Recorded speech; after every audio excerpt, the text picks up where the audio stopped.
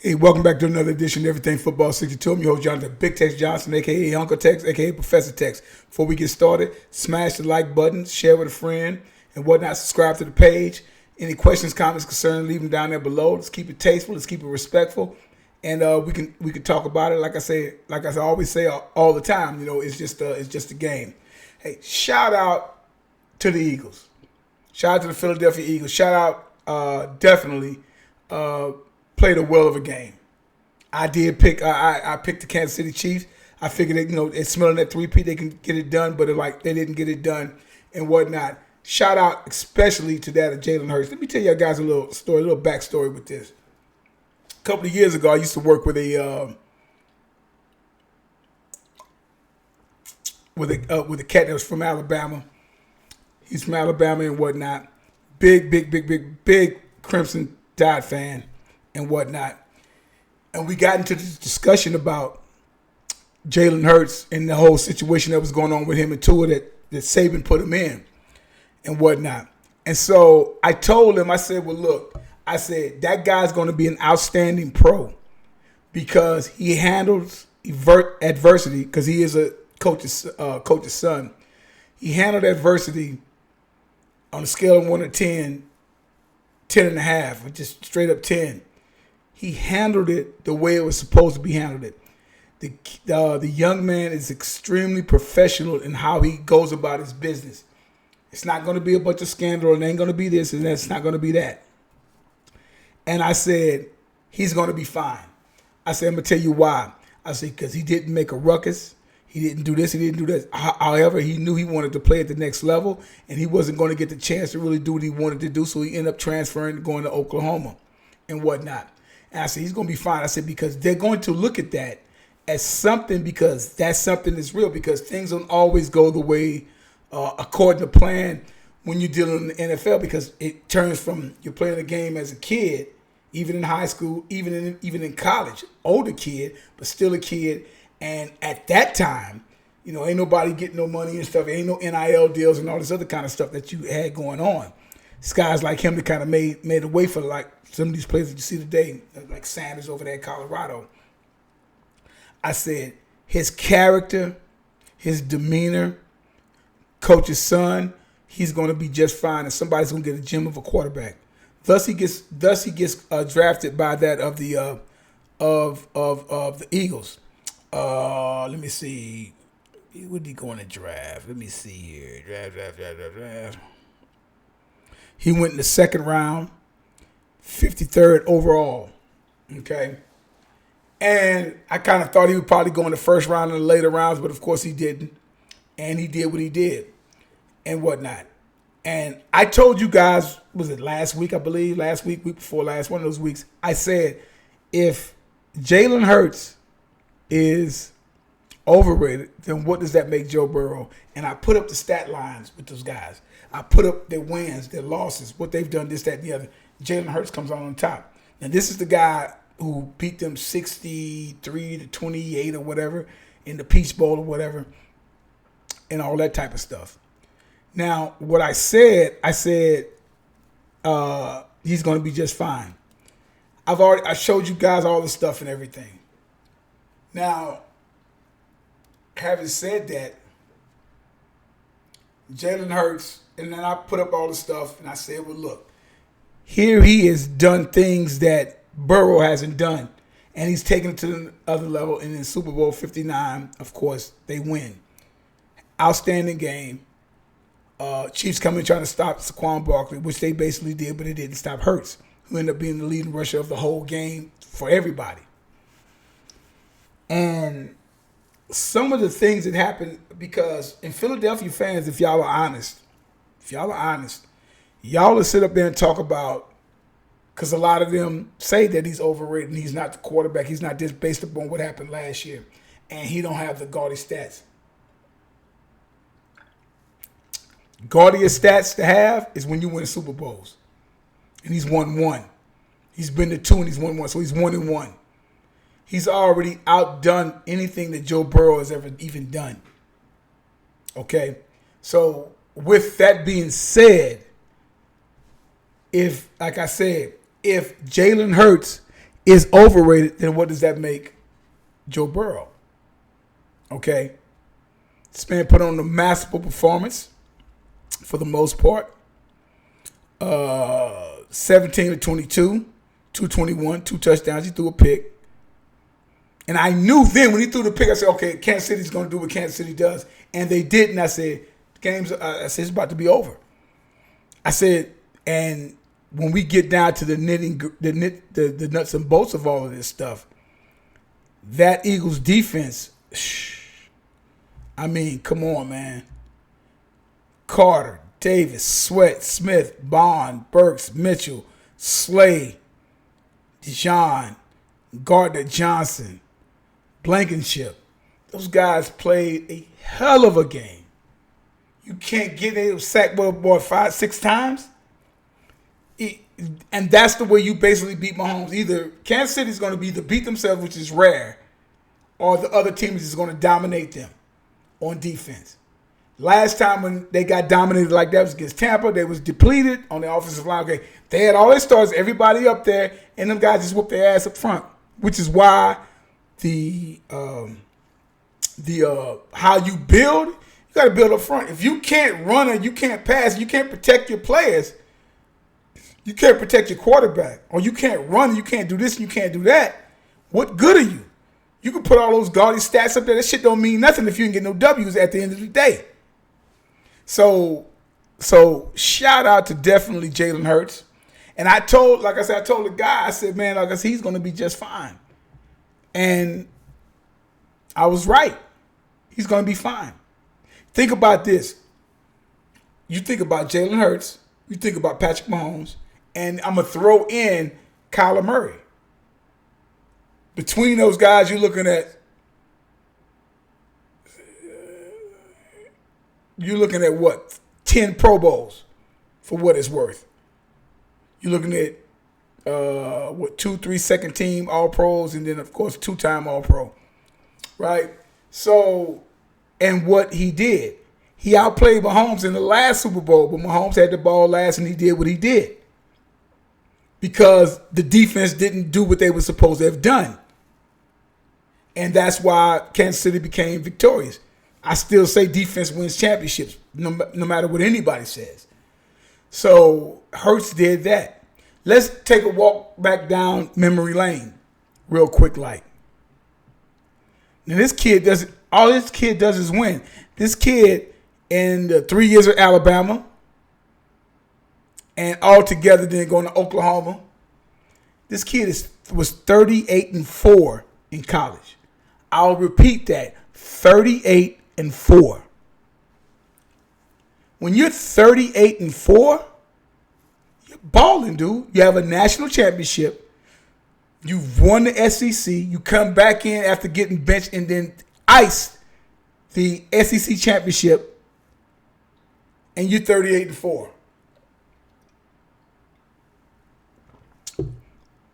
You come into the pros after the extraordinary season from a couple of years before he came in that Carson Wentz had, ironically enough, was with the Chiefs for the Super Bowl.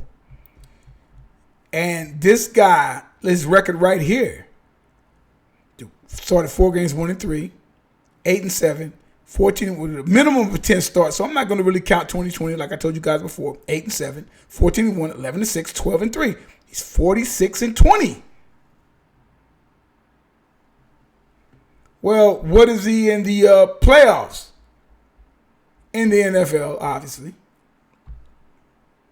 He is 6-3. 6-3 in 9 playoff games. This kid wins. He wins. He wins. That's the bottom line. But one of the main reasons I think where people have an issue with Hurts is because, see, Hurts, quiet as kept, is an assassin. He's an assassin. He's a smooth assassin. Shout out to Granddaddy IU. He's a smooth assassin. And when he said, I forget who they played, And he ended up going to the press, and he said, "Is that what y'all wanted? Is that what y'all wanted?" He don't talk a lot of shit. He's not in any issues, not in any trouble. I can go on about a bunch of NFL players who fuck up all the time. And he did that. But see, the problem that they have with Jalen Hurts is that, I'm going to say it this way, he's an uppity Negro. Meaning that he's not going to say a bunch of shit or whatever like that. He's not going to get involved, get into the slop of shit like hogs do. He's not going to do all of that stuff. He's just going to let his play and those W's speak for themselves. And that's what he did. That's what he did. That's what I know that he could do. When they played Kansas City in that last Super Bowl, he did everything, and people was focused in on the whole thing about two plays. Go back. When the fumble came up, and old boy took it back, and then when, of course, the Hail Mary, that was extremely short. And that's what they focused on. Then they focused on even more so on his season that he would have from the season that he had from that of last year. This man just won a Super Bowl. He's won the Super Bowls right now. Some say, well, he's going to be. It seems like he's going to probably be the next Troy Aikman because, of course, they got Saquon Barkley back there. My thing is this here. He's a dual threat quarterback. Now, how are you going to measure what Joe Burrow has done? Because there was no issue with all the other stuff. They've been doing all that. 5 years in the league. Both of them came in 2020. What has he done? Do he have the gaudy passing numbers that Burrow has? No. But Burrow doesn't have his running numbers. He doesn't have that. He doesn't have that. But at the end of the day, when it all came down to it, when it got right down to the nuts and bolts of it, he would end up winning the Super Bowl 59. So it's no surprise to me what he's done, what he's been able to accomplish, because I said it. Yeah, did I pick Mahomes? Of course I picked Mahomes, because Mahomes has been there before time and time again. So once he does the things that he does, what can you say about his work? So now what do you put? But really, it's not really fair to do these particular type of things, and I'm going to tell you why. Because these guys are still playing. You go year after year after year after year after year. You judge a player after his career is basically over with. You can't really judge a player by why he's why he's still playing and what he's going to do. Okay? You can't judge him by that. Now,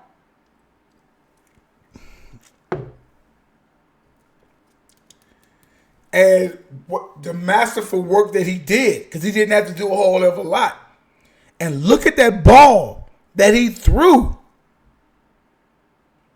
to Devontae Smith, former teammate. Look at that ball and the placement of the ball and what he did. Then the one to A.J. Smith. What else do you want this kid to do? This guy has done everything that you sit up there and say quarterback should do. Guard yards, don't have to put up the guard yards. He has a running back. He put up guard yards against Kansas City a couple of years ago. What did it get him? It got him an L. Didn't put up no great numbers, what you want to see in 300, 400, 500 yards and stuff like that. It's not necessary. It's about winning. This young man right now he's 46-20. He's 46-20 and 63 in the playoffs, and he has a Super Bowl, and he's won the Super Bowls, and he's won a Super Bowl. I'm like, what else do you need him to do? So I say kudos. And that defense, hey man, they put it on Mahomes. They put it on him. without a doubt. And so that's why I say so with Jalen Hurts and what he accomplished in the postseason at 6-3, in 9 games, 1,813 yards, 10 touchdowns, 381 yards rushing, another 10. So he's the first quarterback to ever have in the playoffs 10 passing touchdowns and 10 rushing touchdowns. Can you say that about Burrow? You cannot. You can't say that about any quarterback. He's the only one who's ever done it. So what are we talking about now? So where are you going to rank him at now? They still want to rank him below. Like that really means something. Now, again, I talk a lot of shit because I watched him play at Channelview via Huddle back in the day. I watched him play. And I'm like, this kid's going to be something nice. Even though the high school he played with didn't do all that, this, that, and the other. But that doesn't matter. But you knew he had it in him. So we talk about all of these different types of things that he's accomplished. In everything.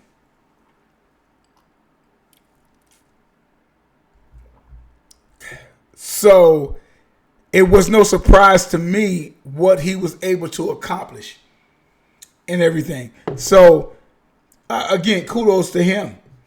And Philadelphia Eagle fans should show some gratitude toward what this young man has accomplished, because I saw a lot of you Philadelphia Eagle fans talk a lot of shit about this guy after last year. Should have did this, should have did that. Doesn't matter. He's a winner. And that's all that matters in the end, is that he won. He's a winner. Chicken dinner.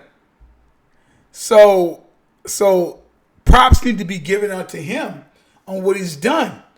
Now, you really can't judge a player until after he's done playing and then go from there.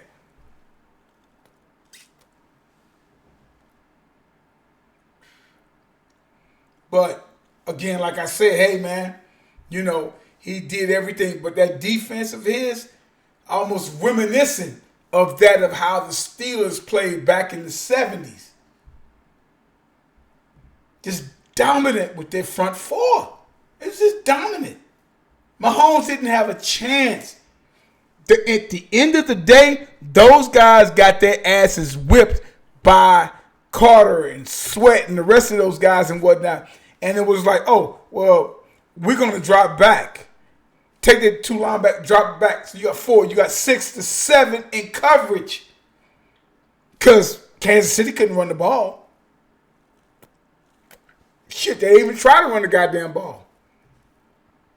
Because they couldn't. We just got to drop back and don't do anything stupid and don't fall for the okie doke. And they didn't. And they were able, and Philly was able to pull out what they pulled out. So this is what I'm saying. So kudos go out to him. So I'll say this again. If Jalen Hurts is overrated, what does that make Joe Burrow? It's not fair, but this is the narrative that's been given. But I saw on Twitter plenty of times, Philly fans, a lot of other pundits and whatnot, well, Hurts ain't this, Hurts ain't that, Hurts ain't this, Hurts ain't that. What do you say now? What is the narrative now based on what he's done? And that's why I say good for him. And I don't care if he doesn't win another one. He won that one.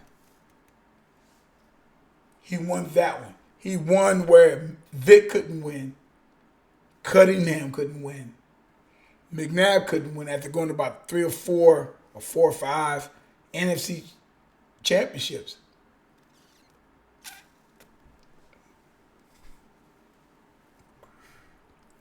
And might I add, when it comes to black quarterbacks, Philly always seems to put them guys up there.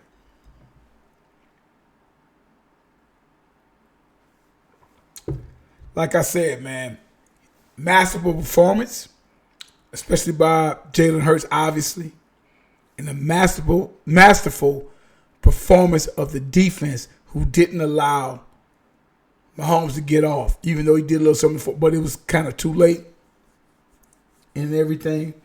But yeah, I told you guys. I already told you guys. So it was good to see that. Two Texas boys going at it again.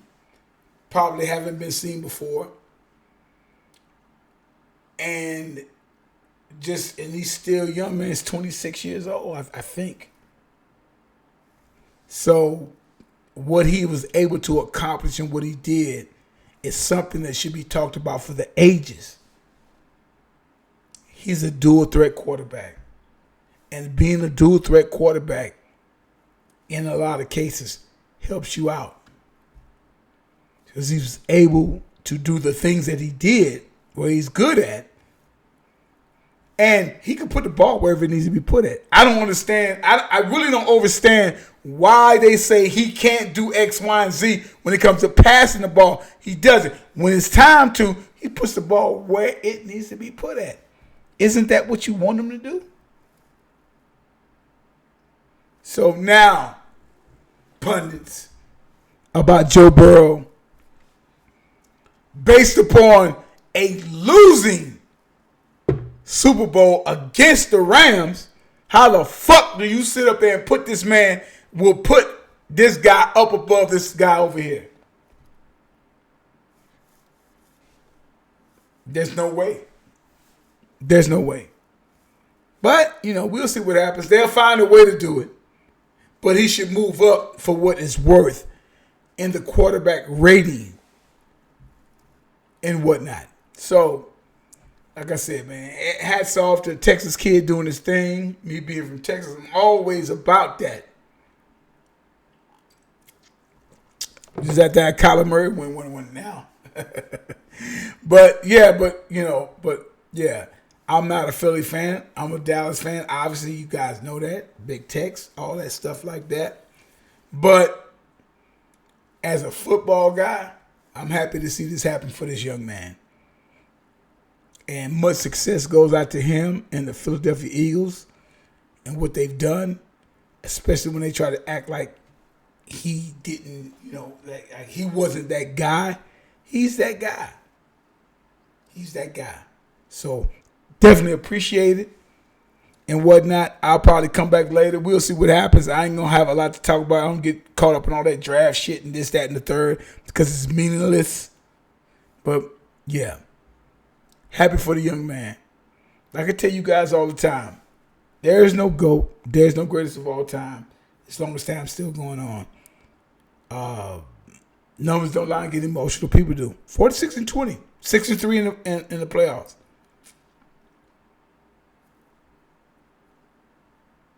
But 52 and 23.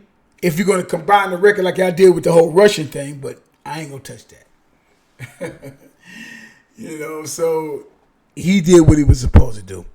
And it was greatly appreciative of him getting the Super Bowl ring in a moment with him and his father. It was pretty cool. You guys have a good one. We'll holler at you later.